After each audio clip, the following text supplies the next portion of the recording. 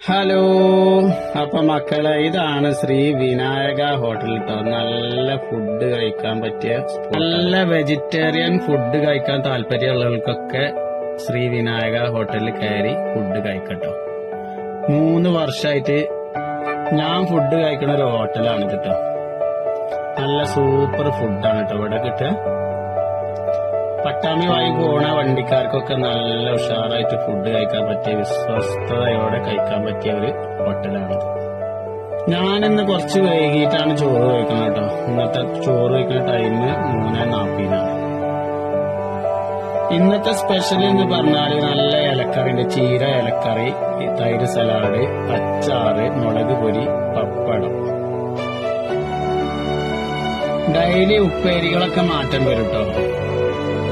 പിന്നെ നമുക്കതിന്റെ കൂടെ ഉള്ളത് പായസം, രസം, മോര്.